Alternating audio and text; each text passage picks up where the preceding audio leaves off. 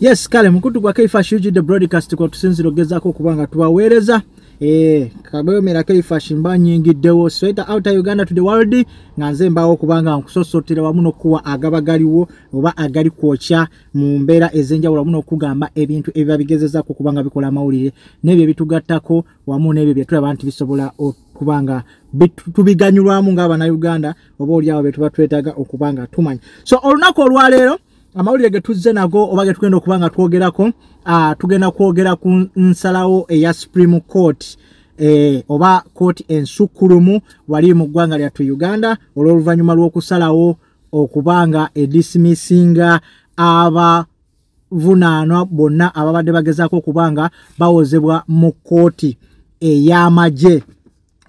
Olunaku olwaleero bwe bagezezaako okubanga batuula okuwulira ensalawo ebadde kulembeddwa judge gwe tumanyi nga Chief Justice omulungi Owiny Dollo.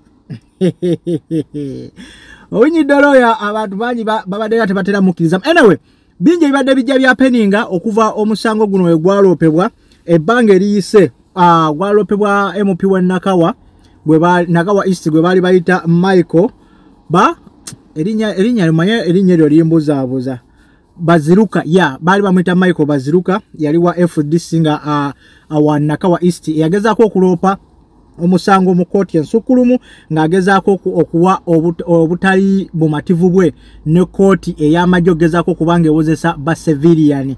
So mu bye yaloopa yagezaako okugamba nti abantu bano bagezaako kubanga bawozesa abantu bano tebalina qualification yonna, tebaatuulangako mu law lecture room, tebalina yadde any idea about the law. N'abagamba n'agezaako kubanga agamba naye ate be bagezaako kubanga batuula okukola ki okuwozesa emisango egy'enjawulo n'okusalira abantu gwa treason, kusalira guno na guli. Abantu bano nga bagezaako okusalira emisango abantu oba bannansi bano bo baamagye naye be basalira emisango they are civilians abaali badde batwalira mu kooti eziri civil oba zino kooti z'aba civilian ne bawozesebwa eyo. So complain eno yagenda yes omusango gubadde kukandaliridde nga guluddewo okusinziira ne ku Owiny Dollo bwe yagezezaako kubanga nnyonnyola ensonga lwaki omusango babadde tebannaba kubanga nga bawa ensalawo yaabwe. Of course nti bingi nnyo ebyatuukawo ekizimbe ekyabwe ekya judicial building ekyali wali bana ekifo kinvudde mu mutwe naye nga the judicial building yaabwe yalina balumbibwa amazzi simanya na biki kwegamba nga tebalina offices we basobola kutuula kubanga bawa obanga bakola ensalawo zaabwe. So mu mbeera eyo byonna bibadde bijja bituukawo olunaku olwaleero oba ennaku z'omwezi 31 omwezi ogwa January omwaka ogwa 2025 bakoze okusalawo kwabwe era okubadde kutuuliddwako bajjaji 7 nga bakulembeddwa bamuyita batya saaba jaji nga bakulembeddwa saabalamuzi Owiny Dollo wamu Catherine Bamugemeirwe omubadde Elizabeth omubadde Pasen Knight omubadde Michael Chabita omubadde yawumula naye olwedde basomye ensoma ensalawo ye ng'esomeddwa saabalamuzi Owiny Dollo bamuyita Faith Munda. Kwegamba bajaji bonna be bakutte ensalawo yaabwe ne bagiwumbawumba bagenza okukakkana nga this time round tebabaddeeko kubanga nti wabaddewo abakikkiriza nti n'abatakikkiriza. So bonna ensalawo yaabwe ebadde valid ng'ate yonna efaanagana okusinziira ku byadde bijja bituukawo mu kooti ey'amagye. Kibadde kibeewuunyisizza nnyo okubanga abantu abadde bakola okusalawo n'okusalira abantu emisango mu kooti z'amagye tebalina yadde kakoota ka law kebalina mu mitwe gyabwe oba kebalina mu professional zaabwe. Kino nze kinneewuunyisa nti ensalawo zino zonna zibadde zijja zaapeninga around abantu ab'enjawulo. Bobi Wine twamulaba bamutwala mu gundi mu kooti y'amagye over nga bamugamba mbu yalina emmundu. Bantu bangi abaana ba NUP batambudde over 4 years nga bali mu kooti y'amagye naye nga tebasalibwanga ate tebatwaliranga mu kooti ey'abantu okubanga bakola ki nga basalirwa omusango. You cannot tell me nti for the past 4 years abalamuzi bano babadde ebintu bino tebabiraba ng'abantu bangi babadde bajja bakomplaininga a lot of things about ekkooti z'amagye ng'era abalawyers bangi omuli ba Elias Lukwago balabikiddwako enfunda ez'enjawulo nga bavumirira ekintu kino nti bannaye abantu ba civilian okubanga batwalibwa mu kkooti z'amagye okuwozesebwa kiri against amateeka. So tubalabyeko nga bajja boogera ebintu bingi about this naye you cannot tell me nti bino byonna bye bajja boogerako kooti ensukkulumu ekulirwa Ssaabalamuzi Owiny Dollo nti ebadde tegezaako kubanga ekolaki ng'ebiraba bino byonna babadde bajja bakolaki babiraba era nembeera abantu bonna zibaze bayisibwamu okutulugunyizibwa okw'endwawulo ne beegezaako okubanga beekubira omulanga okubanga bagezaako okubanga bayambibwa mu Supreme Court byonna bibadde bijja bikolaki bijja birabirwa naye essaawa zino twebaza Katonda nti bagezezaako okuba nga bakola okusalawo okwaleero era ne bagezaako okubanga bawa ekiragiro kkooti y'amagye egezeeko okulelizinga abavunaanwa bonna beerina mu custody yaabwe bagende babeere nga bawozesebwa mu kkooti z'abacivilian. Kyetutamanyi oba ne retired Dr. Kano Kizza Besigye avunaanyizibwa omusango gwa treason essaawa zino naye anaabanga agibwa mu kkooti y'amagye ate ayolekebwe mu kkooti y'abantu ya bulijjo okubanga awozesebwa kubanga ekintu kino ba Elias Lukwago we baava okubanga bakikomplainingako nnyo balina obuwayiro mwe basinzira okubanga bawoza bano babasajja bakola okusalawo okusinzira ku kiki bategeera.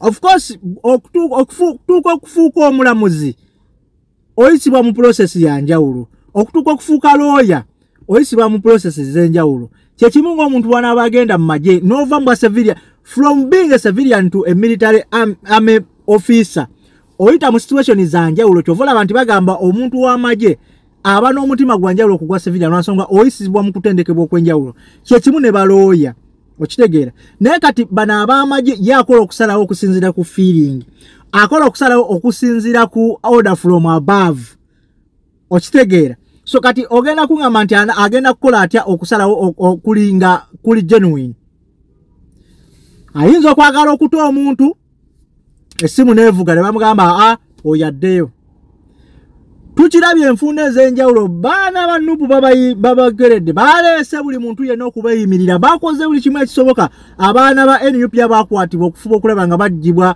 mu mbuga z'amateeka okubanga bawozesebwa mu kkooti z'amagye abalooya boogedde bannaye mubasindike mu kkooti za bulijjo babeere nga bawozesebwa wa babadde nga tebatwalibwa kubanga bawozesa for the last 4 years. So era okujaganya kubadde kw'amaanyi nnyo eri ba MP ab'enjawulo eri bannamateeka ab'enjawulo okubanga balaba nti kino ekikoleddwa olunaku olwaleero Ssaabalamuzi Owiny Dollo n'okulagira kwalagidde okw'enjawulo kubeere nga kuteekebwa mu nkola era nga basaba bali mu ssanyu ery'enjawulo okufuba okulaba nga abantu bano bakola ki bagezaako okubanga bateebwa oba batwalibwa mu kkooti za bulijjo babeere nga bawozesa. Tulabyeko omukulu Medad Lubega Sseggona ng'agezaako kubanga essanyu limutta era ng'agamba agezezaako nnyo oba abadde musaale nnyo ku bantu abagezezaako kubanga balwana kino okufuba okulaba nga kikola ki nga kituukirira. Of course baje baddeyo mu kkooti Elias Lukwago naye tumulabyeko Lord Mayor wa Kampala ng'awaga okufaako obufi ng'alaga essanyu lyaliko mukama we retired Dr. Kano Kizza Besigye ng'alabira ddala agenda kuba aggyibwa mu nkomyo okubanga atwalibwa mu kkooti eza bulijjo okubanga ataakola ki ng'awozesebwa naye nga bingi nnyo ebyewuunyisa era bingi nnyo ebikoleddwa omuli okubanga Chief Justice agambye nti ennongoosereza ziteekeddwa okubanga zikolebwa mu kkooti ey'amagye nga kigambibwa nti balina okuwa kkooti ensukkulumu amateeka oba balina ogiwa obuyinza okubanga ye appointinga judges abagenda okusobola okubanga bakola ki nga bawozesebwa nga batuula kakiiko ak'abajjaaji abakola ensalawo mu kkooti y'amagye ekyo agezezaako kubanga akyogera era n'asaba kkooti ensukkulumu eweebwe amateeka okubanga yeappointinga bajjaaji ezaabo naye nga tujjukiza nti kkooti y'amagye eno gy'olaba okubanga yateekebwawo as a disciplinary committee okugezaako okubanga ekola ki nga badisciplininga bannamagye not civilians kubanga munnamagye asobola okukola ekintu kyonna ky'abakoze around the army oba agezezaako okuviolatinga amateeka g'amagye. Of course bano basobola okumusalira nga bannamagye nga bakimanyi buli kisobyo ky'okola mu magye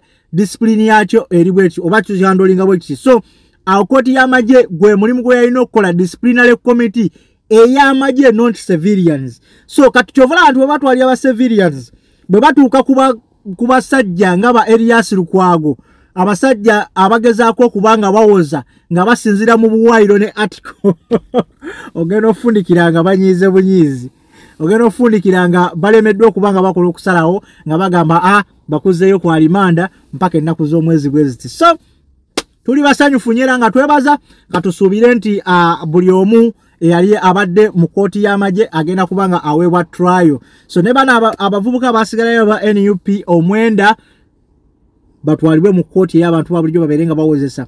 Tukirabiddwako era nga kyogeddwako owa NUP Medard Rwegasogona lawyer ng'agamba bano bo singa batwalibwa mu kooti eya bulijjo ne bagezaako okubanga basinga omusango ne bafuluma, automatically bagenda kufulumanga bazira. Olw'ensonga bo bagezaako okubanga balijectinga proposal eyabateera ku mmeeza okubanga bakkiriza emisango gye bataakola basobole okubanga baweebwa pardon obanga bateebwa. So katulinde tugumiikirize tulabe ffenna ekinaava muya bakiyita ekinaava eyo side eyo okubanga embeera bw'enaatambula wamu n'embeera bw'enaagezaako okubanga ekola ki nga egoyagoya. Naye nga mu kaseera kano tulina okusooka n'okwekenneenya n'okutunuulira ebintu bino. Ensalawo zino zonna zizze naye nga tusemberedde ebbanga ly'okubanga tugenda mu kubanga tulonda obanga twetegekera ebbinu ery'ebyobufuzi eryengeredde essaawa zino mu ggwanga Uganda nga twolekera omwaka gw'okulonda 2026. Kyovalaba enkalala zatandisiddwa okujjizwa obujja, aba NRM batandise buto okuzza bammemba baabwe obujja n'okuddamu okuwandiisa buto.